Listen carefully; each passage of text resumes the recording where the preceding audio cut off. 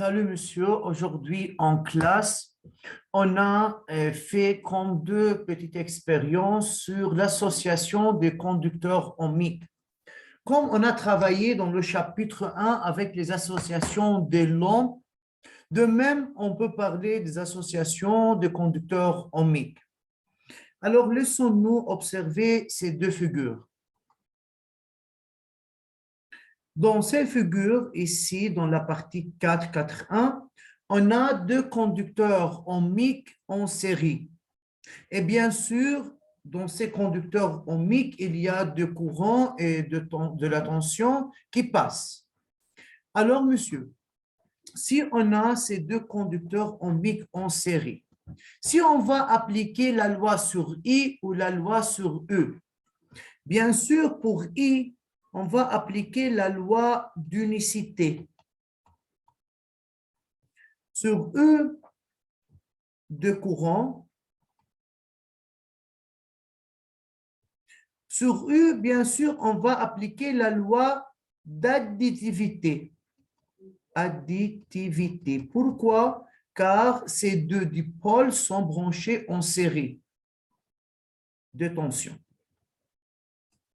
يعني هون بنقول I égale I1 égale I2 pour la tension U égale U1 plus U2, etc.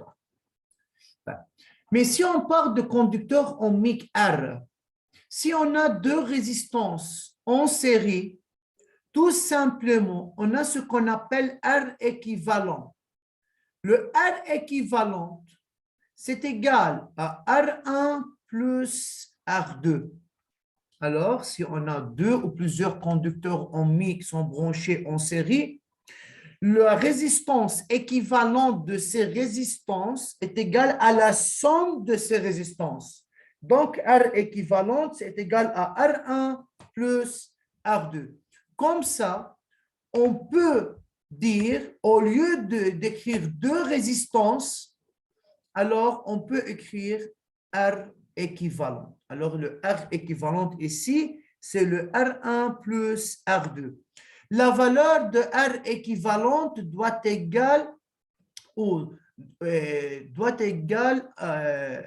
être supérieure à la plus grande valeur de la résistance.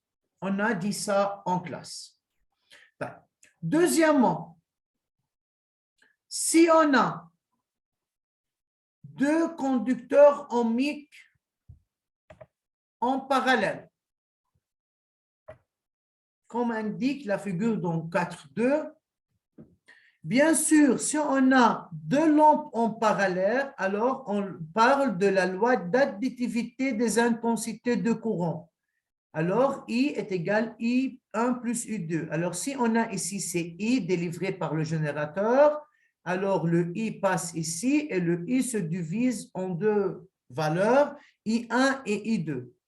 Mais pour U, on applique la loi d'unicité des tensions. Alors, U du générateur doit être égal au U au borne de R1 et doit être égal au U au borne de R2.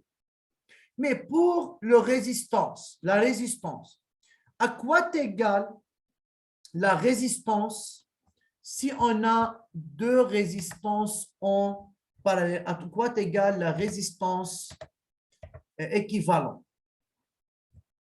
Alors, pour calculer la résistance équivalente, c'est suffisant d'écrire cette relation. On a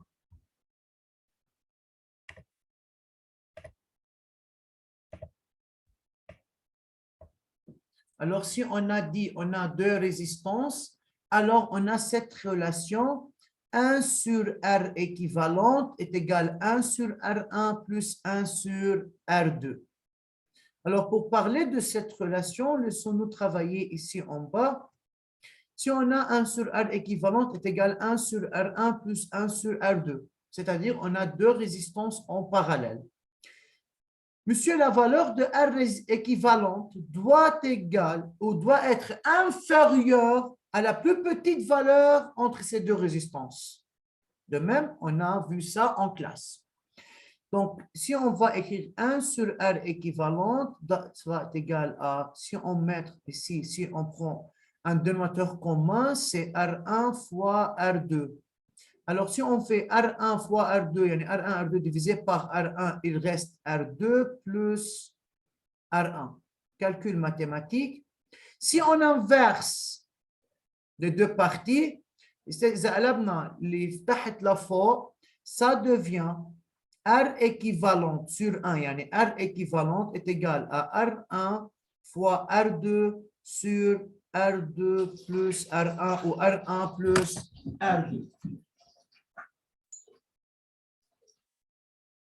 Donc, comme ça, on peut trouver la résistance équivalente pour deux conducteurs ohmiques en parallèle. Alors, pour vous, c'est vous être responsable ou capable d'écrire ces deux points.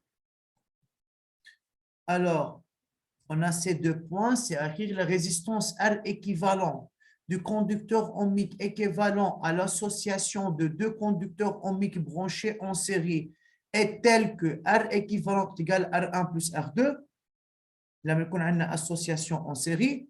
بس يكون عندنا association en parallèle ou en dérivation, on applique 1 sur R équivalent est égal à 1 sur R1 plus 1 sur R2. يعني هون on peut ajouter R équivalent بتساوي directement R1 fois R2 على R1 plus R2. Merci pour votre attention. Vous devrez écrire ça sur le cahier de physique. Au revoir.